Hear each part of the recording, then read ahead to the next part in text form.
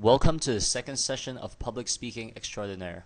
In this session, we will cover goal setting for your speech presentation and how to deliver a simple but high-impact message.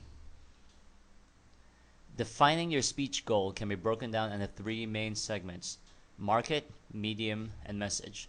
Let's take a more detailed look at each of these segments. Market. This is the most important component of your speech goal to observe first, or else designing your speech will be useless.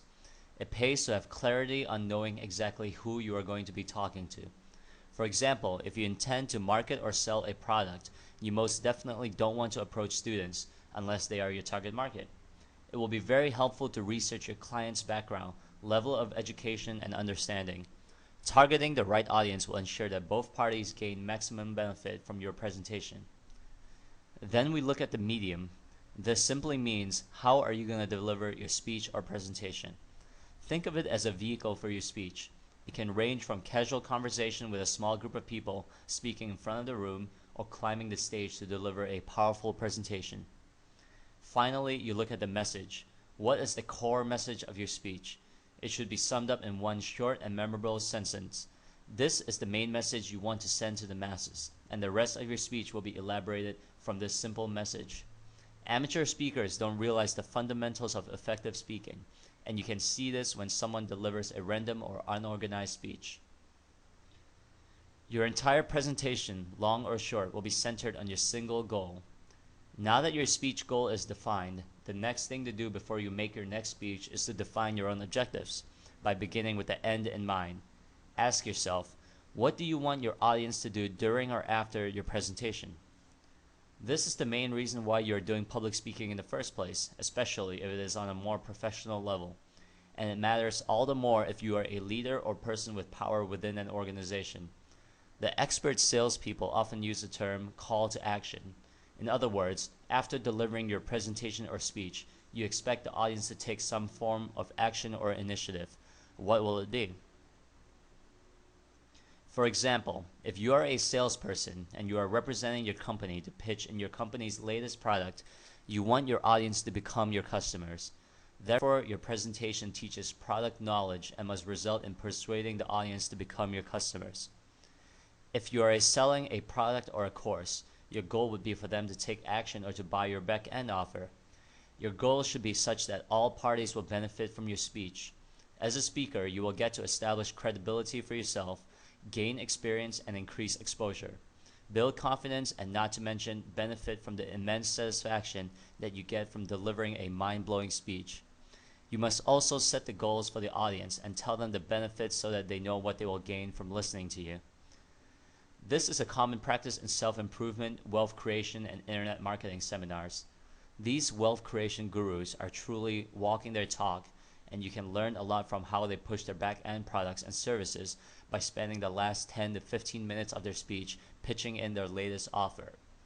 However, this technique is not limited to just sales. Good church leaders, priests, and pastors employ the call to action after a sermon is read. At the core, the reason you are speaking in public is so you can move and compel your target audience. That said, your reason for public speaking is not only to make sales. You will see that public speaking is a highly adaptable skill in any field that demands creation for awareness. This also includes fostering understanding and relations, and even as far as inspiring and motivating other people.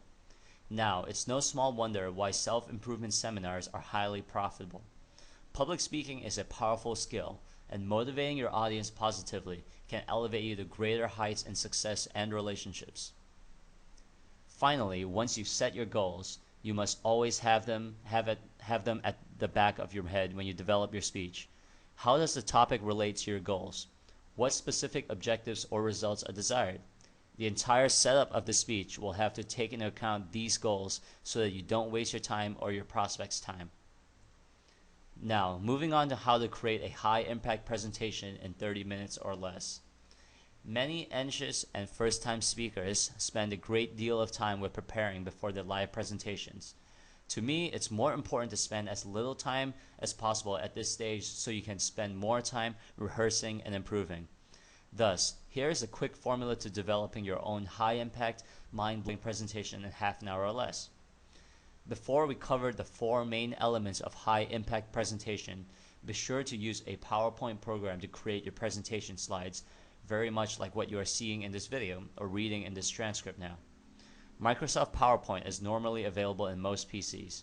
Alternatively, you can use any other computer programs that create presentation slides that will aid your flow of speech as well as deliver effective key points to your audience, allowing them to both see and hear your speech.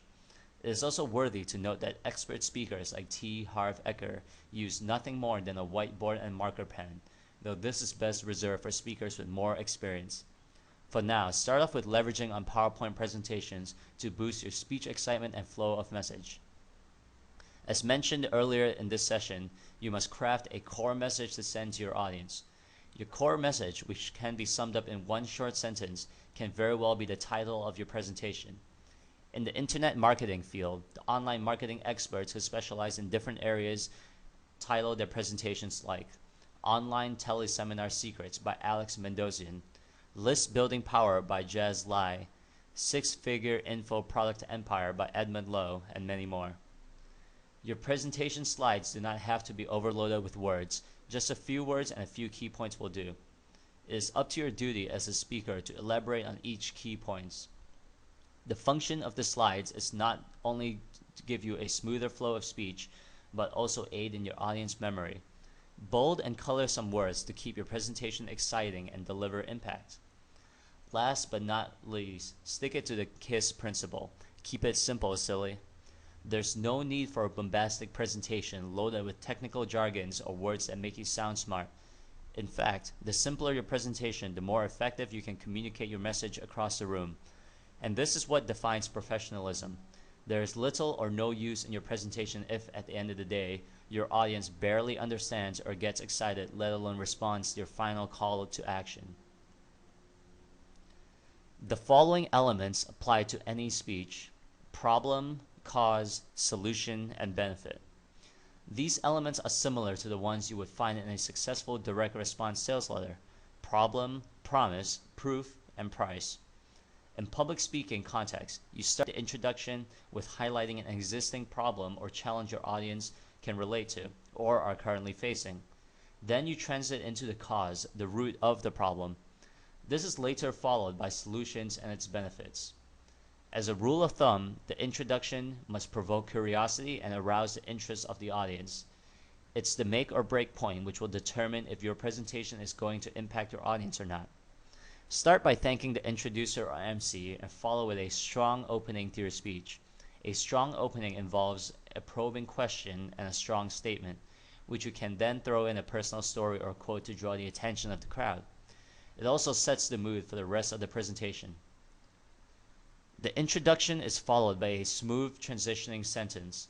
Example: in addition, my next point and where I'm leading you up to is this.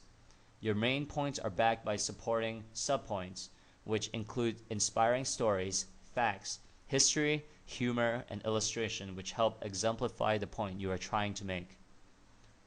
Speech drafting. Drafting your speech follows after crafting your presentation slides or mind map for some more experienced speakers. Identify your topic and goal. Write your opening lines and follow with 3 to 4 key points, accompanied by backup points and summarize with a conclusion. Once you have written down your points, you can now craft your presentation based on the following outline. Start with an introduction and then transit into your first main point. The main point is backed with interesting stories, illustrations, and examples. After that, transit into the second and third point using the same method. If you are selling or motivating your audience, you may include the benefits of taking action, suggested action, and finally end with some closing remarks.